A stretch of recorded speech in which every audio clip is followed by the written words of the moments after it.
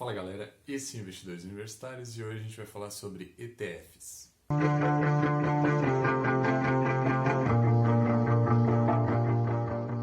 E esse provavelmente será o último vídeo da nossa série inicial sobre investimentos. Então se você não viu os outros episódios ainda, eu vou deixar o card com a série completa aqui em cima para você ver. Bom, ETF é uma sigla em inglês para Exchange Traded Funds, ou seja, são fundos fechados que replicam algum índice em particular. Então, por exemplo, aqui no Brasil, a gente tem o índice Bovespa, que é o índice com em torno de 65, 70 empresas mais negociadas na Bolsa de Valores, tá? Então, o ETF que vai replicar o índice Bovespa é o BOVA11. Então, são 4 letras, igual às ações, mais o 11 atrás, certo? Além disso, a gente tem o índice de Small Caps e tudo mais. Basicamente, o papel do ETF é um fundo de investimentos, tá? Ele tem um gestor e por isso você vai ter que pagar uma taxa para ter o ETF, mas são taxas bem reduzidas, porque o gestor ele basicamente só tem que comprar as ações que estão no índice, então ele não trabalha muito, teoricamente. Por isso a taxa ela é bem baixa, tá? Em torno de 0,2, 0,3, dependendo do índice isso vai variar. Depois você tem que consultar cada um dos ETFs para você ver qual a taxa que ele vai cobrar para replicar o índice, tá? Então, caso o índice Bovespa suba 1% no dia, o BOVA11, que replica o índice Bovespa, vai subir 1%, 0,99%, algo muito próximo à rentabilidade do título, tá? No longo prazo, você pode perceber que vai ter uma pequena alteração na rentabilidade por causa das taxas que você vai ter que pagar para a gestão desse fundo, entendeu? Mas o objetivo do ETF é simplesmente ir acompanhando o índice de referência.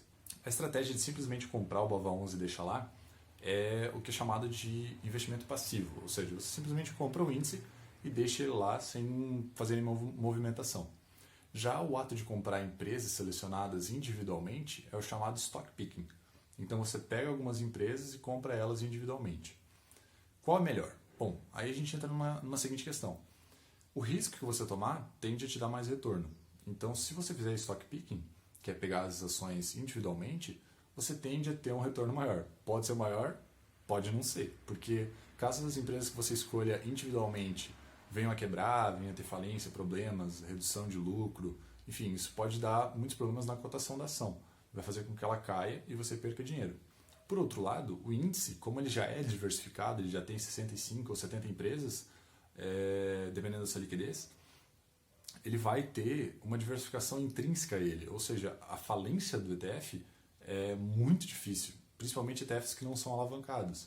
Então, o BOVA11, por exemplo, ele simplesmente vai replicar o índice Bovespa. Ou seja, para o índice Bovespa quebrar, significa que todas as ações dentro do índice teriam que quebrar. E mesmo assim, como a liquidez iria caindo entre elas, seria trocado. Então, a chance de você ter uma perda total em um ETF é relativamente menor do que fazer stock picking, porque as empresas individualmente podem ir falindo caso você escolha empresas ruins para o seu portfólio dentro da carteira de investimentos. Então é melhor eu comprar BOVA11 só ou escolher as minhas ações individualmente?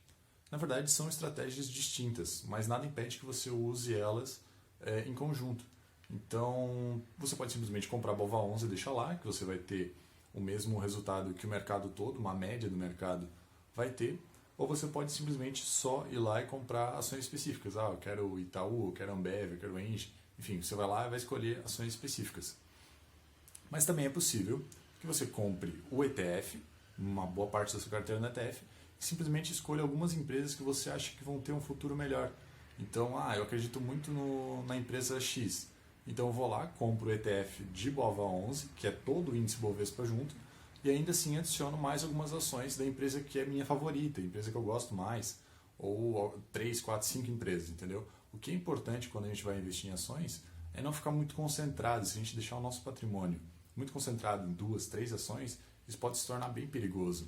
E o mesmo vale para setores. Então, eu vou ter, 5 ações diferentes, mas são 5 bancos, eles continuam tendo um risco muito grande, porque caso tenha algum problema com o sistema bancário, eu vou ter uma retração do meu patrimônio muito alta. E aí galera, tudo certo com vocês? Então, o risco dos ETFs é basicamente que o índice que eles estão atrelados tem uma queda muito grande. Por exemplo, se o Ibovespa tiver uma queda de 50%, provavelmente o BOVA11 vai cair na mesma intensidade. Então, vale a pena ficar ligado. Mas existem muitos estudos que indicam que nem mesmo fundos de investimento ou muitos investidores individuais até não conseguem atingir a mesma performance do índice de mercado. Então, se você não tem muito tempo, não tem muito saco de ficar pesquisando as coisas e você está buscando ali uma rentabilidade próxima ao índice de mercado mesmo, os ETFs podem ser uma ótima opção para você.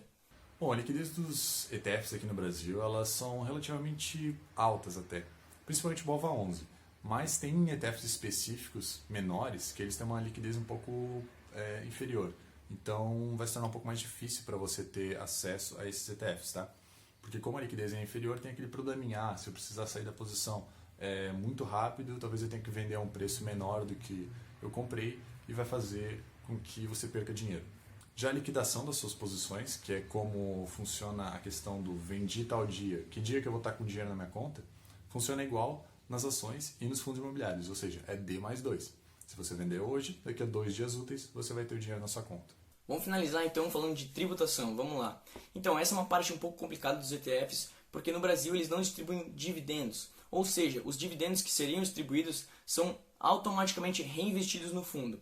Tá, e por que isso se aplica a mim, Felipe? Por que isso vai mudar? É o seguinte, no Brasil, para dividendos a gente não paga imposto de renda.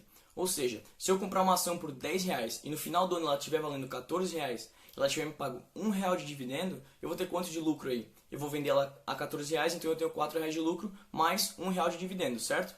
Eu vou pagar 15% só sobre esses R$4. R$1 de dividendos está isento. Nos ETFs é diferente, porque esse R$1 é reinvestido no fundo. Ou seja, quando eu for vender lá na frente, eu vou vender R$15 e o meu lucro vai ser de R$5, mas eu vou pagar imposto de renda sobre os R$5 totais, inclusive aquele R$1 de dividendos, entendeu? Então aí acabou pecando um pouco. O Felipinho acabou de falar sobre as desvantagens dos ETFs tributariamente, certo? Mas vale lembrar que essas desvantagens elas acontecem aqui no Brasil. Nos mercados internacionais, como os Estados Unidos, por exemplo, os ETFs eles têm um mercado muito maior do que aqui. E existem muito mais opções para você se expor a esses índices, certo? Então você vai ter diversas maneiras de criar estratégias somente com ETFs, se você quiser investir através dos Estados Unidos. Por isso é muito importante para o investidor diversificar o seu patrimônio em mais de uma moeda, reais, por exemplo, e dólares. Porque o mercado internacional dos Estados Unidos ele te dá muito mais possibilidades em relação aos ETFs do que o mercado brasileiro. Então, sempre tenha isso em mente. Quanto mais cedo você puder diversificar o seu patrimônio para o exterior, melhor. E por que eu estou dizendo isso? Lá nos Estados Unidos, se você vender até R$35 mil, você não paga imposto nenhum, mesmo sendo um ETF. E além disso, lá nos Estados Unidos, os ETFs eles distribuem os dividendos, tá? Então ele não vai ter a desvantagem tributária com relação aos dividendos que o Felipinho acabou de falar. Ou seja, lá os seus ETFs eles vão ter o mesmo esquema como se fosse uma empresa. As empresas vão pagar, no caso o ETF lá vai pagar, vai receber os dividendos das empresas e depois ele vai repassar para os cotistas do ETF o proporcional a esses dividendos. Mas galera, se você gostou do vídeo, por favor, deixe seu like aqui embaixo, se inscreve no canal para não perder nosso conteúdo, segue a gente lá no Insta, manda suas perguntas e até o próximo vídeo.